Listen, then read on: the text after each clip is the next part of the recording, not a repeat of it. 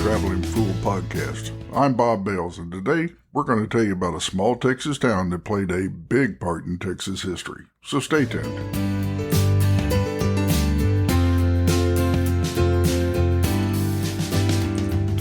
You know, a lot of people have heard about the Alamo, the famous site in Texas where in 1836 around 200 defenders withstood a 13-day siege of an estimated 4,000-man Mexican army under the command of General Santa Anna. And while everybody remembers the Alamo, few outside of Texas know about Goliad.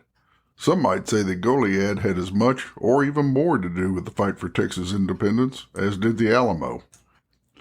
In 1749, the Spanish relocated a mission and Presidio to the northern frontier of its North American colonies.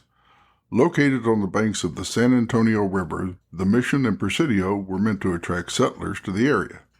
The mission, called Nuestra Senora del Espiritu Santo de Zuniga, and I know I probably screwed that up, and it is a hard one to say, was established by the Spanish Crown and the Catholic Church as a way of civilizing and Christianizing the native peoples and make them Spanish citizens. The native tribes agreed to move into the mission in exchange for food, shelter, and protection. The mission remained active until 1830, when declining native tribe populations, lack of money, and political turmoil in Mexico forced it to close. From 1849 to 1856, the city of Goliad leased the mission and the area around it, and it was used as a school. Over the years, some of the stones from the mission were used by residents of the city of Goliad for building, and the site fell into disarray.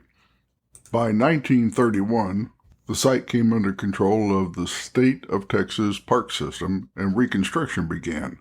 Over several years, the site was brought back to the way it was in 1749.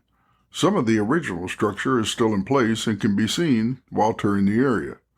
In 1977, the site was placed on the National Register of Historic Places. At the same time the mission was relocated, so was the Presidio La Bahia. Throughout the Spanish colonial period, the Presidio protected the nearby mission as well as the Texas coastline.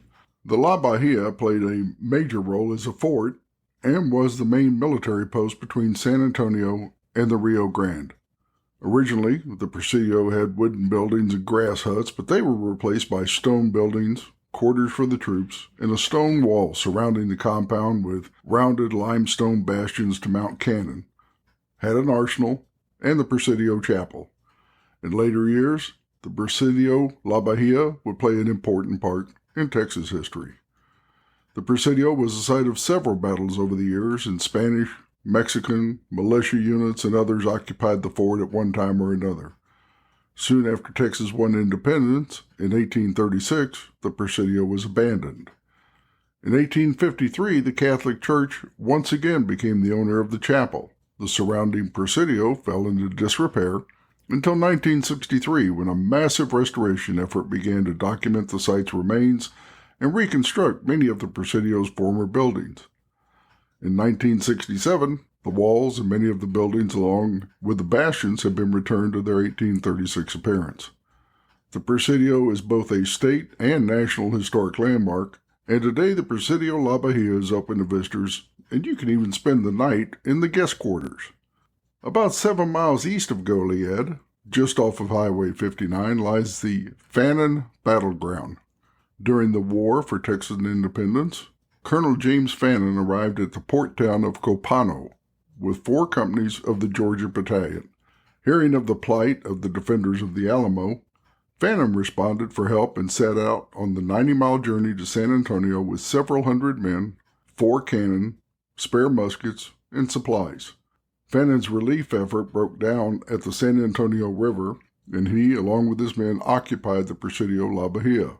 Hearing of the Alamo defeat on the 6th of March, 1836, Fannin was ordered to take his men and retreat back toward the east, destroying anything they could along the way to slow down the Mexican army advance. On March 19, 1836, Fannin set out but only made it about 7 miles before being confronted by the Mexican cavalry. A battle, also known as the Battle of Coleto Creek, ensued, and the Mexican forces lost between 200 to 300 men, while Fannin lost 7 to 9 with 60 of his men being wounded. Facing increasing Mexican troops and laden with supplies and broken down wagons, Fannin surrendered the next day after he was reassured that his men would be treated as prisoners of war. The men were marched back to the Presidio La Bahia and imprisoned. On March 26, word came from General Santa Anna to the Mexican commander General Urrea to execute Fannin and his soldiers. The next day was Palm Sunday, and all the men who could march, about 400 of them, were taken out in 3 columns, and once away from the Presidio, they were shot at point-blank range. Around 40 who could not march were shot inside the walls of the Presidio, and Colonel James Fannin was the last to die. About 28 of his men escaped by pretending to be dead, and a few managed to even rejoin General Sam Houston and fought at the final battle of San Jacinto. Some were saved by what's known as the Angel of Goliad, a lady of Mexican birth who found them, took them, and nursed them back to health. Fannin and his men are buried just outside the Presidio La Bahia, and a monument was erected in 1936. After the Goliad Massacre, as it was later called, battles would hear the cry of "Remember the Alamo" and "Remember Goliad." While the defenders of the Alamo died in battle, Fannin and his men were massacred after surrendering and being given reassurances that they would be treated as prisoners of war. Today, Goliad is a town centered around ranching and farming, with a population of around 2,000. The county courthouse sits on the town square, and you can stop by and look at the hanging tree. For 24 years, court was held under this large oak tree, and sentences were carried out on the spot. Estimates are that hangings numbered around the low hundreds. Today, Goliad makes for a great weekend trip with lots to see and do, both in the way of Texas history and enjoying the outdoors. You can take a trip down the Goliad Paddling Trail, a 6.6-mile stretch of the San Antonio River, starting underneath Highway 59 and finishing up at Goliad State Park. And Goliad State Park has great activities, including camping, hiking, fishing, boating, and swimming. There's a Junior Olympic swimming pool right across from the park. The Market House Museum in town features a variety of exhibits on farming and ranching, and there are displays of early Texas life, including Indian artifacts and tools, some military memorabilia from the Texas Revolution, World War I, World War II uniforms and artifacts.